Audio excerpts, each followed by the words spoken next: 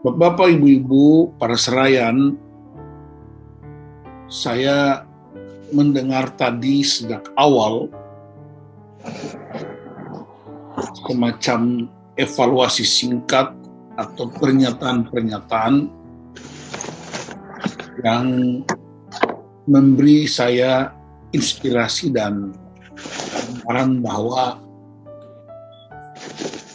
untuk mengalami perubahan itu tidak boleh paksa dari luar. Perubahan itu harus muncul dari dalam diri sendiri. Yang bisa mengendalikan hidup kita itu hanya Tuhan dan Roh Kudus dan firman Allah. Dan karena itu dalam praktek pelayanan di gereja, terutama memahami perubahan, selalu saya ingatkan berdasarkan firman Allah, tidak ada seorang pun yang bisa mengubah orang lain. Hanya Tuhan dan orang itu sendiri. Bagian kita ialah melakukan kebenaran dan perubahan-perubahan kita menjadi inspirasi untuk orang lain mengambil keputusan untuk berubah. Nah, mari kita periksa Bapak Ibu, apa-apa yang mesti kita perangi, battle in dianoia, ini perang di dalam pikiran kita.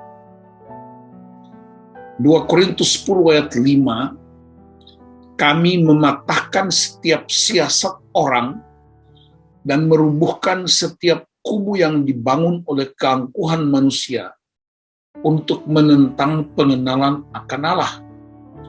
Kami menawan segala pikiran dan menaklukkannya kepada Kristus. Rasul Paulus mengatakan ini kepada jemaat di Korintus karena di Korintus sendiri begitu banyak sekali problem, perselisihan, pertengkaran, persaingan-persaingan, idola-idola, gaya hidup yang sia-sia. Saya pernah terangkan dalam forum ini tentang pusat perdagangan dunia, pusat perdagangan perempuan, semua kejahatan itu ada di kota Korintus sebagai pusat perjumpaan segala perjalanan ke Eropa maupun ke Asia.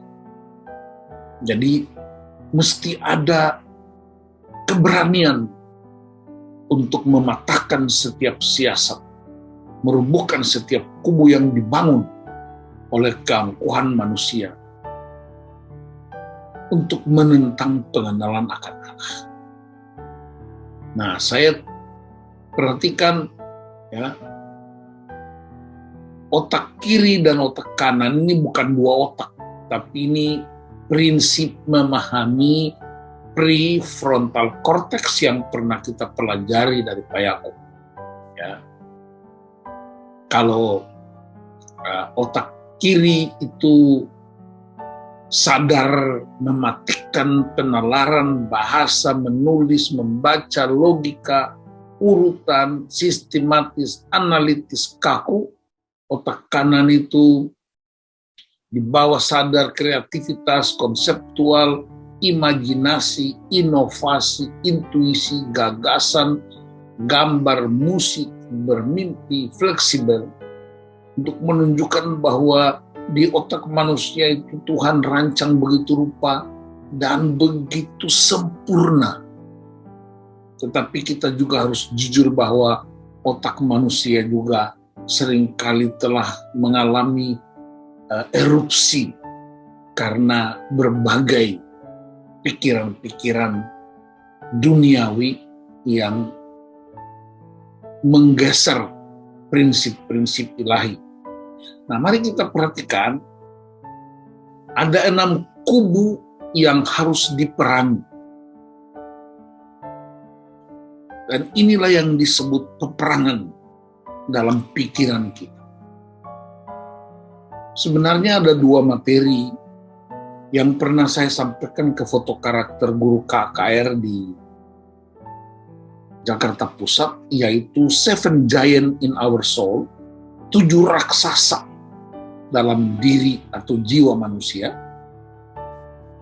menurut Alkitab, dan 3 akar yang mengikat. Dan akar itu Bapak Ibu tahu sendiri pasti ada buahnya, dan itu nampak. Dan saya mengecek dokumen-dokumen saya, ternyata 3 akar yang mengikat dan 7 giant itu rupanya belum disampaikan di pertemuan majelis rumbun.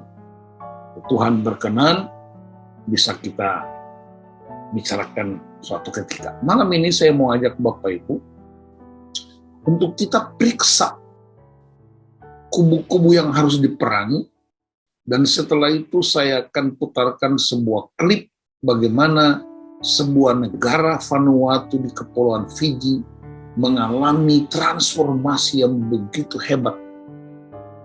Ya, mungkin Bapak Ibu sudah pernah nonton, kita akan ulang lagi bagaimana orang mengalami perubahan karakter dan bertindak untuk mengubah bangsanya. Kubu yang pertama yang harus diperangi ialah kubu asumsi. Amsal 23 ayat 7a, sebab seperti orang yang membuat perhitungan dalam dirinya sendiri, demikianlah ia. Jadi asumsi sebenarnya adalah pengetahuan paling rendah. Asumsi itu selalu prejudice. Asumsi itu belum tentu benar. Dan asumsi cenderung untuk menghakimi, cenderung untuk menggeser orang lain. Wah, kita belum dapat sesuatu, udah berasumsi duluan. Ini bisa nggak sih berubah? Nah, kita suka sekali berasumsi. Wah, saya tidak undang Bapak karena saya tahu Bapak lagi sibuk. Itu namanya asumsi. Dan kita belajar dalam satu pelajaran right response solution, yaitu asumsi harus dikonfirmasi, mesti dicek kebenaran. Ini yang pertama yang kita mesti perangi, kebiasaan-kebiasaan berasumsi. Apa sih maunya Pak Harun itu? Apa sih maunya Ketua Rumbun itu? Apa sih maunya Pendeta Nus itu? Dan selalu penuh dengan asumsi-asumsi. Dan Bapak Ibu, asumsi ini jahat. Kita mencurigai orang. Saya punya satu klip, tapi saya nggak putarkan. Saya tidak tahu apakah itu kisah nyata atau sekedar klip yang dibuat untuk sebuah pelajaran.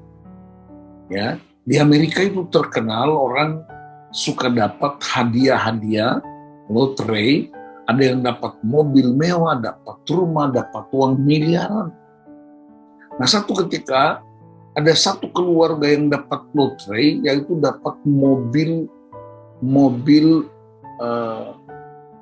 baru, tetapi mobil yang satu pintu itu, yang kap terbuka, semacam ya, mobil-mobil mewah itulah. Nah, suaminya ini seorang pekerja yang membawa mobil semen yang diputar itu, apa namanya itu? Saya nggak hafal namanya. Nah, karena dia pergi bekerja, dia ingin singgah sebentar di rumahnya. Waktu dia sampai di rumah, dia lihat ada sebuah mobil mewah kap terbuka, semacam Lamborghini gitu ya. Itu di depan rumahnya, dia kaget luar biasa. Dia waktu ngintip ke dalam, dia lihat ada orang yang sejenak memeluk istrinya dan menciumnya. Nah, dia berasumsi bahwa istrinya itu selingkuh. Kemudian dia langsung turun dan dia arahkan mulut mobil yang bawa semen itu, dicornya itu yang untuk mecor beton, diarahkan semennya dan dia cor itu mobil. Setelah selesai ternyata yang mencium istrinya itu adalah direktur utama dari yang memberi hadiah, dan tim kameramennya sedang men-shoot itu.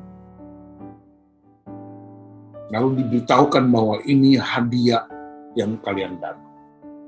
Lihat saudara-saudara, itu yang disebut asumsi. Dia berasumsi bahwa istrinya selingkuh. Ternyata istrinya sedang menerima hadiah, dan seperti biasa orang Amerika itu biasanya memberi salam dengan ciuman. Itu yang mematikan, Bapak Ibu Saudara. Ya. Kalau misalnya saya tidak cocok misalnya dengan Pak Ketua, kemudian saya sedang ngobrol dengan Pak Harun, asumsinya apa? Pak Ketua pikir saya dengan Pak Harun lagi ngomongin dia. Itu yang namanya asumsi. Padahal kami sedang ngomong yang lain.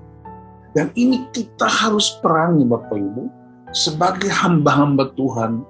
Ya, Yesus Kristus tidak berasumsi. Bahkan Yudas saja yang Yesus sudah tahu pun, dia tidak mau menghakiminya. Tapi Yudas memilih untuk mati sendiri. Yang kedua, kubu tumpul atau buta. 2 Korintus 3 ayat 14. Tetapi pikiran mereka telah menjadi tumpul, sebab sampai pada hari ini selubung itu masih tetap menyelubungi mereka. Jika mereka membaca perjanjian lama itu tanpa disingkapkan, karena hanya Kristus saja yang dapat menyingkapkan. Rasul Paulus mengingatkan orang-orang di Korintus tentang pikiran yang tumpul, pikiran yang tidak dicerahkan, selalu bahasa Indonesianya pokoknya. Udah paten di situ. Pokoknya kami ini kan orang Karo, kami ini kan GBKP, pokoknya.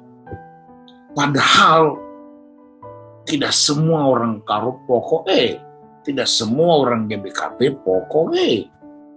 Kita tidak sedang bicara tentang budaya manusia. Kita sedang bicara tentang prinsip-prinsip kerajaan Allah yang mesti dimanifestasikan. Sehingga semuanya tidak ada yang baik, semuanya tidak ada yang indah dan mulia. Selalu saja ada yang salah. Dan itu salah satu akar yang mengikat dalam Titus 1 ayat 15-16 disebut akar kenajisan. Karena orang yang punya akar kenajisan selalu berdebat. Yang penting berbeda. Kalau saya menyebutnya itu ilmu keledai. Nah, Bapak Ibu mungkin belum pernah tahu ilmu ini.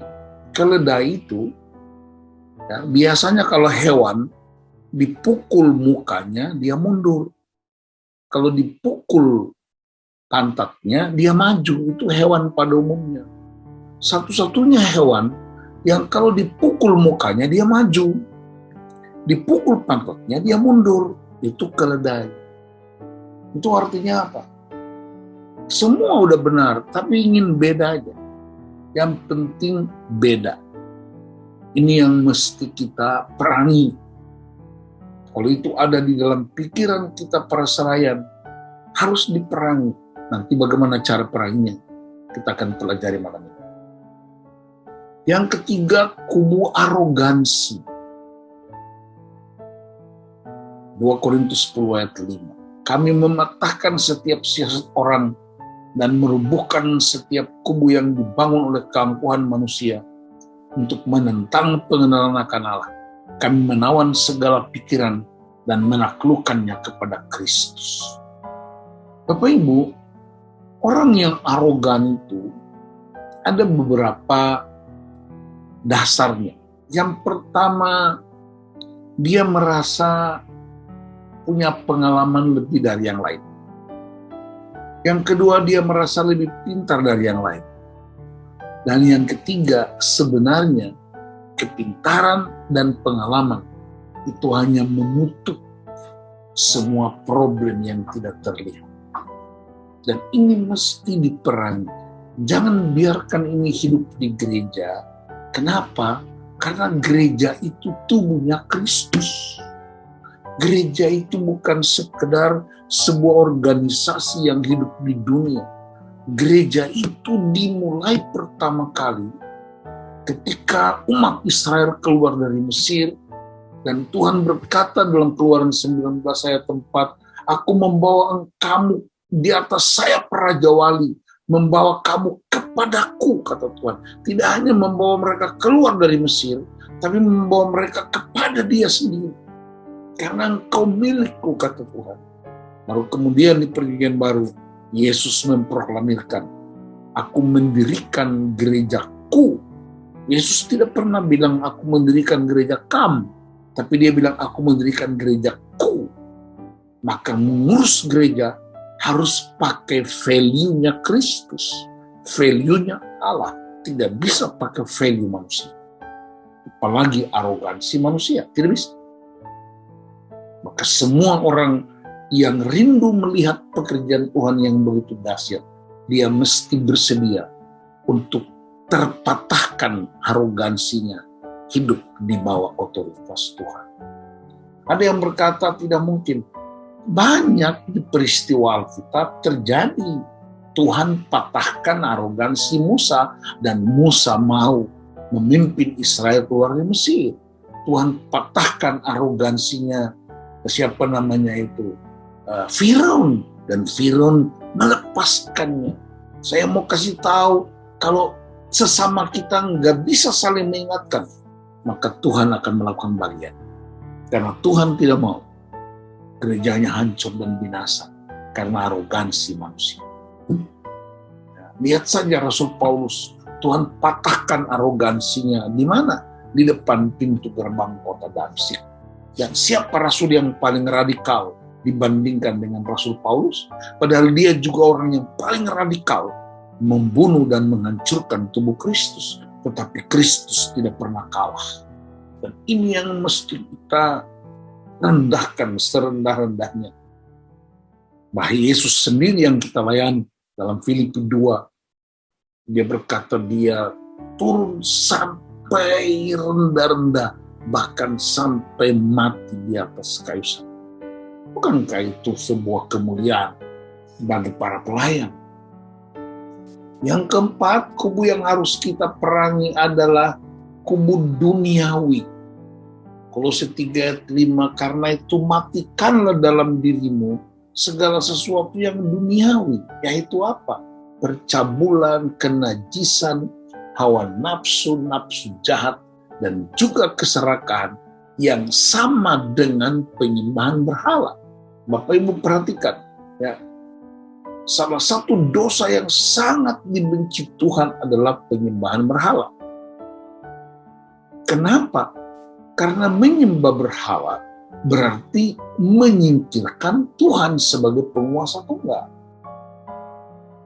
Kalau kita pelajari di kitab Perjanjian Lama, ya, di Kejadian pasal 1 ayat 2-3 itu Alkitab berkata bumi belum berbentuk dan kosong.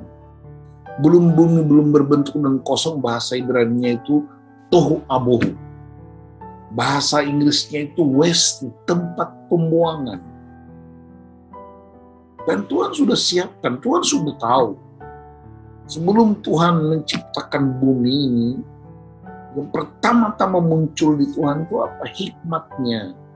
Ya, permulaan pengetahuan adalah takut akan Allah. Kemudian dia ciptakan malaikat-malaikatnya dari mana? Dari rohnya Allah sendiri. Berapa banyak malaikat, Bapak Ibu? Kitab Wahyu berkata, sebanyak bintang di langit. Tetapi ada 3 jenis malaikat. Yang pertama malaikat Mikael. Malaikat Mikael itu malaikat yang tugas utamanya melakukan peperangan untuk menjaga teritori. Itu tugas malaikat Mikael. Dan mereka enggak ambil tugas yang lain. Salah satu pekerjaan malaikat Mikael nanti baca di Yudas 1 ayat 9, itu dia berperang dengan iblis untuk merebut mayat Musa. Itu malaikat Mikael. Malaikat kedua bernama malaikat Gabriel. Perhatikan di belakang nama itu, Mikael, L, itu Allah, Gabriel, L. Malaikat Gabriel itu tugasnya membawa pesan. Dia bawa pesan Allah kepada nabi-nabi, dia bawa pesan kepada Abraham, bawa pesan kepada Sarah, bawa pesan kepada Maria, bawa pesan kepada Yusuf.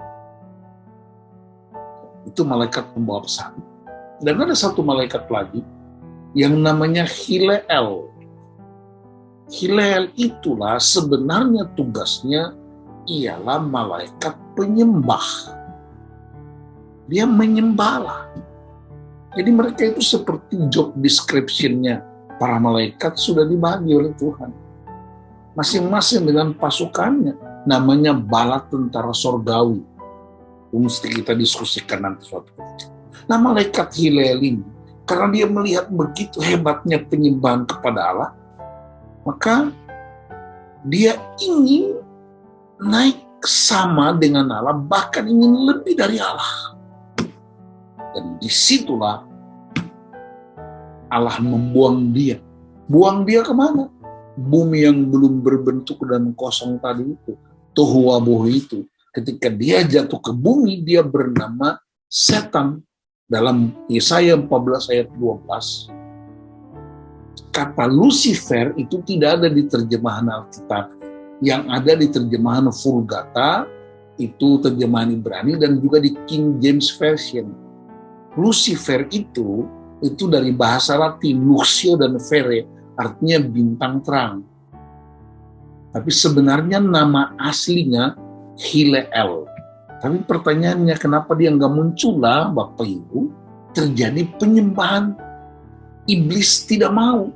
Nah, setelah malaikat Hileel dibuang ke bumi, baru Tuhan menciptakan hari pertama, hari kedua, hari ketiga, hari keempat, hari kelima, hari keenam. Bumi sudah berbentuk. Dan hari hari keenam, Tuhan menciptakan manusia dan memberi roh kepadanya. Roh Allah inilah yang disebut segambar dan serupa dengan Allah. Dan roh ini tugas utamanya ialah menyembah Allah. Karena Hileel telah gagal, sehingga ada statement yang berkata, kesombongan mengubah malaikat jadi iblis, tetapi kerendahan hati mengubah manusia jadi malaikat. Sehingga iblis pekerjaan utamanya mencegah anak-anak Allah untuk tidak menyembah Allah. Itu sebabnya Israel dalam perjalanan, ketika mereka menyembah berhala-berhala, Alkitab berkata mereka bersinah. Kata bersinah di Perjanjian Lama paling banyak digunakan untuk Israel yang menyembah kepada berhala.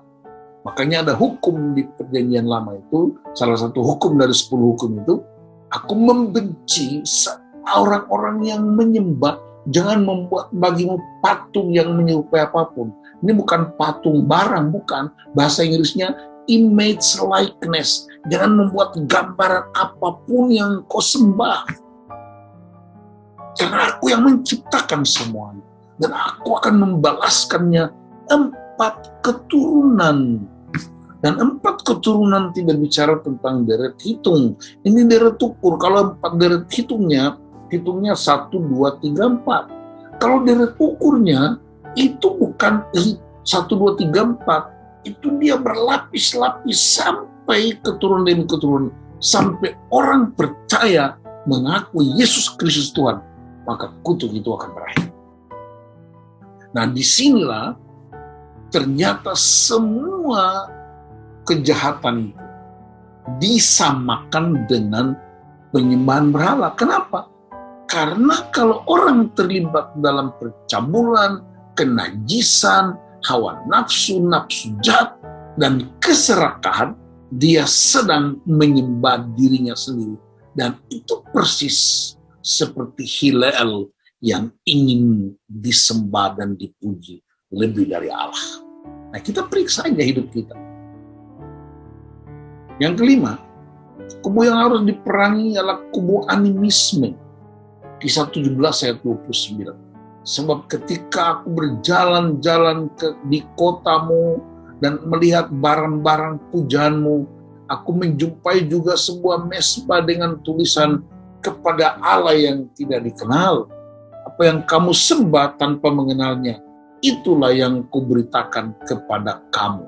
Jadi di Efesus itu ada sebuah mesbah yang dituliskan kepada Allah yang tidak dikenal. Bayangkan, dan itu yang disebut animisme. Berapa banyak orang Kristen yang sudah Kristen lama, tapi masih pergi bicara di kuburan-kuburan manusia. Padahal mereka udah mati. Masih berapa banyak orang Kristen yang sudah menyembah Tuhan, sudah percaya Yesus, tapi kalau istri sakit, anak sakit, masih taruh Alkitab di pinggir kepalanya. Alkitab itu dibacain, bukan ditaruh di pinggir kepala orang sakit. Bahkan ada yang taruh dalam peti jenazah. Orang hidup aja nggak baca, bagaimana orang mati baca Alkitab? Aneh kan kita ini orang-orang Kristen. Taruh salib di depan pintu seperti menolak bala. Aduh, bagaimana itu cara kita? Itu yang disebut itu berhala-berhala modern. Ya.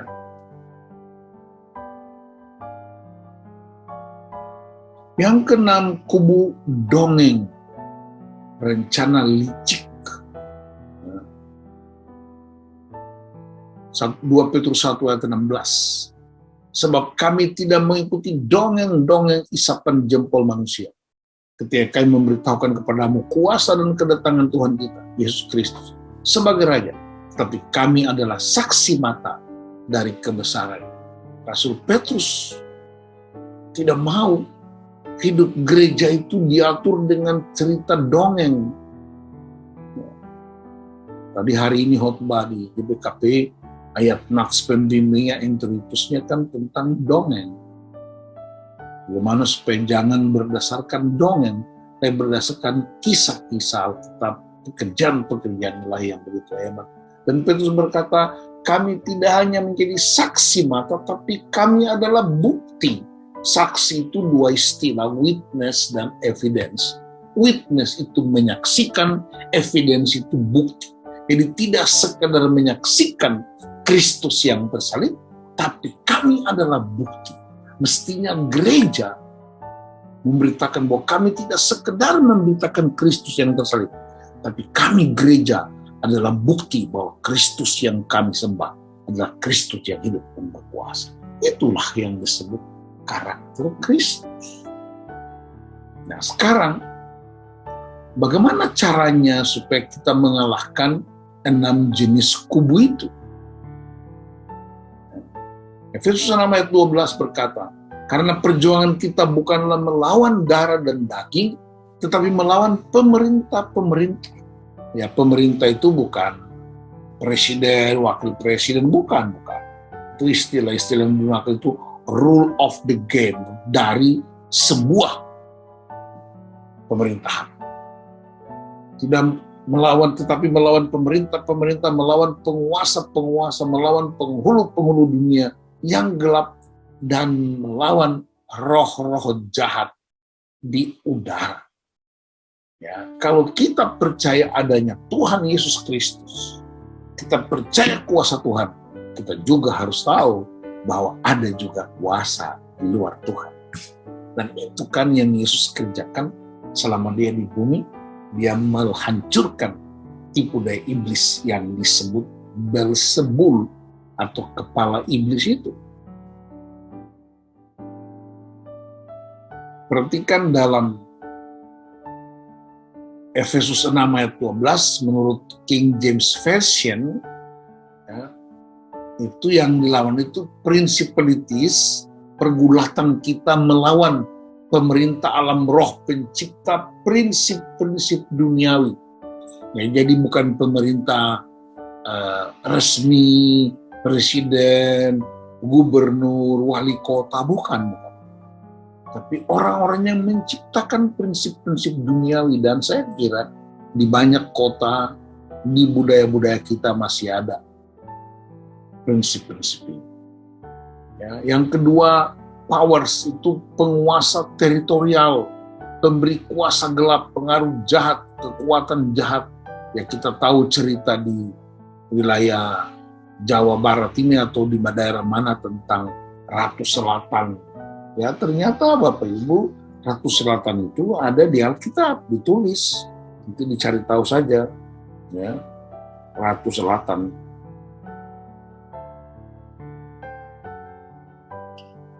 Lalu yang ketiga, rules of darkness. Ya, penghulu kegelapan, pencipta tindakan jahat, aturan jahat. Lalu spiritual, ini salah petik. Weakness, yaitu roh-roh jahat, penggoda, motivator kejahatan, penyesat, penyeleweng kebenaran yang sedang terjadi di sekitar kita. Bahkan kadang-kadang di gereja kita tidak sadari. Nah, karena itu ada 8 sikap dan senjata Allah menurut Efesus 6 ayat 14-18.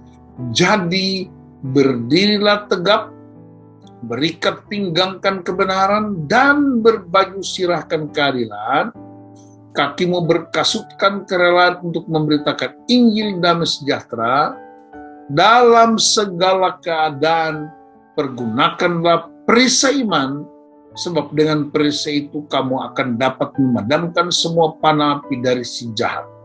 Dan terimalah ketopong keselamatan dan pedang roh, yaitu firman Allah. Dalam segala doa dan permohonan, berdoalah setiap waktu di dalam roh dan berjaga-jagalah di dalam doamu itu dengan permohonan yang tak putus-putusnya untuk segala orang kudus. Berdiri tegap, Bapak, Ibu. Berdiri tegap ini, orang perang itu nggak ada yang tidur-tiduran sambil perang. Berdiri tegap itu dia siap sedia.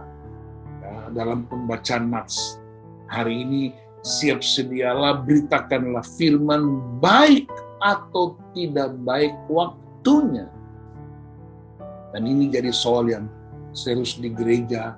Aduh, aku lagi capek, aku baru selesai ini dan itu, kan udah jam begini, nanti kapan-kapan ya. Itu semua kita ciptakan untuk menjaga zona nyaman kita. Padahal kita sedang berperang. Hari ini, setiap hari, kubu-kubu itu masih ada dalam kehidupan banyak orang.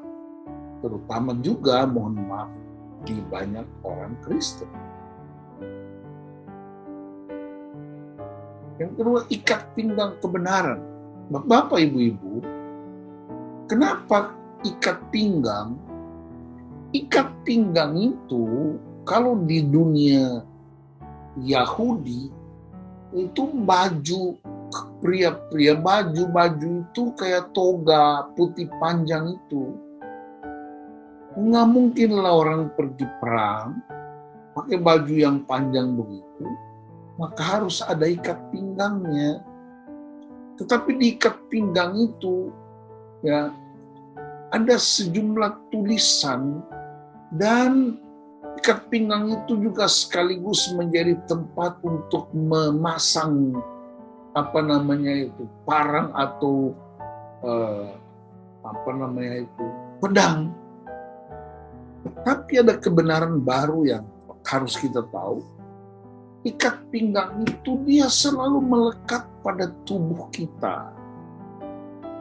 Dan karena itu kebenaran firman harus mengikat kita dan menjadi modal utama untuk terus-menerus menjadi gaya hidup orang-orang percaya. Yang berikutnya baju sirah keadilan. Maka keadilan itu keadilan Allah, bukan keadilan kita.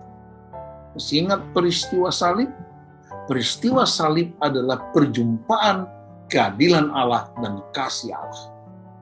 Allah menghukum dosa, tapi Dia mengasihani orang berdosa.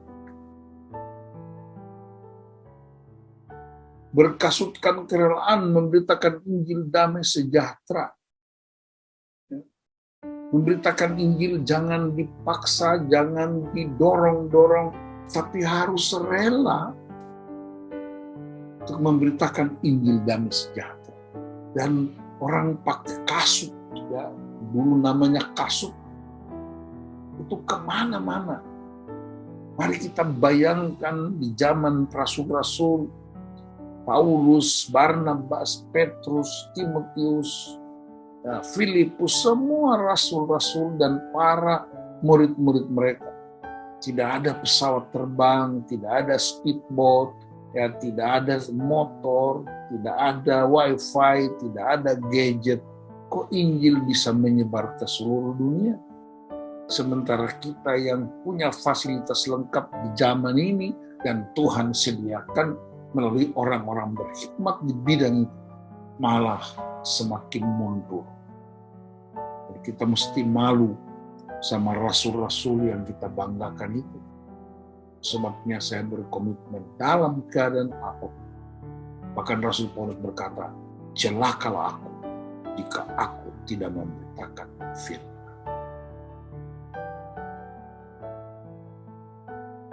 Pergunakan perisai iman. Jadi iman itu adalah karena mendengar firman. Iman itu adalah meyakini seperti Abraham tidak tahu tujuan, tapi dia mau taat dengan perintah Tuhan. Dia lakukan apa yang dia lakukan. Nuh tidak mengerti air bah, tapi Tuhan suruh dia untuk bangun bahtera. Dan dia lakukan persis seperti yang Tuhan perintahkan. Itu iman. Ketopong keselamatan, itu helmnya, itu untuk menutup dari kemungkinan serangan-serangan, ya. Tapi hati-hati dengan pakai helm itu. Kenapa? Karena Goliat pernah kalah, karena helmnya itu tutup wajahnya, tapi karena kesombongannya. Perhatikan batu umban yang dilepaskan Daud, seorang pemuda yang penjaga kambing domba itu, ketika dia lepas umbannya persis kena dahinya. Kenapa? Kan Goliat pakai helm. Dia pakai itu, helm yang begitu kuat dibuat dari baja. Kok bisa tembus? Bukan bisa tembus. Orang kalau sombong, begitu dia angkat wajahnya, dia akan jatuh.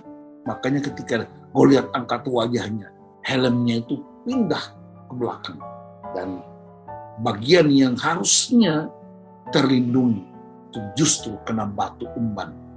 Disitulah cara Tuhan bekerja untuk mematahkan kesombongan. Ya, kalau kita nggak mau bertobat, nanti Tuhan yang bertindak. Pedang roh itu firman Allah. Jadi Bapak, Ibu-ibu, ya, pedang roh itu buat siapa? Roh Kudus, roh besar, ya, air besar. Roh Kudus itu nggak pernah perang untuk dirinya, dia perang untuk kita. Tetapi kita yang sediakan pedangnya. Apa itu? Firman Allah. Jadi ketika kita menghadapi problem-problem yang luar biasa dalam situasi kritis, Roh Kudus itu cabut pedang. Hanya ketika dia cabut, kaget. Kenapa? Gagangnya doang, isinya si tompul. Makanya kita harus siapkan pedang roh. Siapkan firman Allah setiap hari. Bukan mau khotbah baru baca firman. Siapkan selalu supaya ketika kita, karena perang kita itu bukan perang yang ada masa gencatan senjata seperti Hamas dengan Israel yang gencatan senjata. Kita nggak ada gencatan senjata, tiap hari perang dengan kubu-kubu itu. Karena itu tipu daya iblis yang tidak pernah akan berhenti sampai kepada kemenangan yang kita alami bersama. Kristus. Dan yang berikutnya, berdoa dalam roh, berjaga-jaga dalam roh. Bapak Ibu ingat peristiwa di Taman Getsemani. Tuhan Yesus itu hebat kan? Dia Allah yang hidup, dia Tuhan dan Juru Selamat. Tapi ternyata dalam pergumulan di Taman Getsemani, dia butuh murid-murid. Berapa lama dia butuh? Hanya 1 jam aja. Dia berkata, tidakkah kamu bisa berjaga-jaga 1 jam saja? Aku hanya butuh 1 jam, nggak lebih dari itu. Aku nggak butuh 23 jam. Aku cuma 1 jam aja. Tapi kalau kamu nggak kuat, berdoa dan berjaga-jaga. Karena roh penurut, tetapi daging lemah.